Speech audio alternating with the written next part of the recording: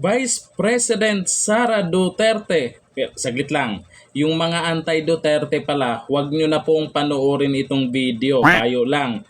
Dahil may stress lang po kayo. Oo, pati sa mga Tulfo fanatics. Oo, kasi nag-number 1 nakaraan si Senador Raffy Tulfo. Huwag nyo na pong ituloy ito. Payo lang ha. Kasi ayaw ko naman na ma-stress po kayo. Kasi mahirap kalaban ang stress.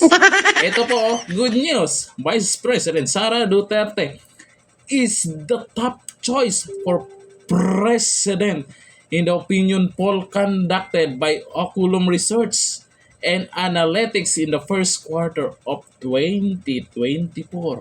Uulitin ko, top choice for president.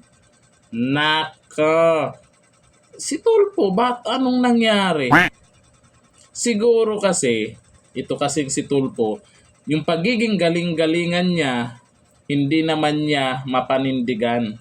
Nagsimula lang po itong si Tulfo na medyo na-discourage yung karamihan doon sa PCSO issue. Doon sa mga nanalo na ang tapang niya, may pa-NBI pa siyang nalalaman, pa-imbestigahan niya.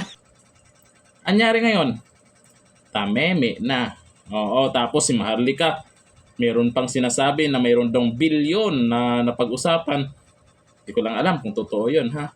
Pero, mapapaisip ka, totoo ba o hindi? Bakit tumahimik si Raffy Tulfo? Kagaling naman. Kaya siyempre yung mga tao, hindi naman siguro BO-BO kagaya ng iba dyan na harap-harapan na tayong pinagloloko ginagawa nila ngayon. Ito ang resulta. Haba, ang laki. Ang laki ng lamang ni Inday Sara Duterte at Vice President natin.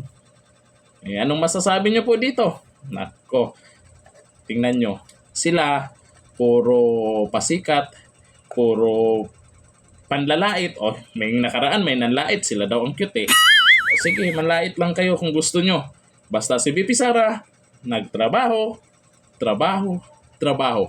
Ang resulta, ayan, mas maraming nagtiwala at mas maraming gustong maging Pangulo. Hanggang dito na lang. Thank you. Bye-bye.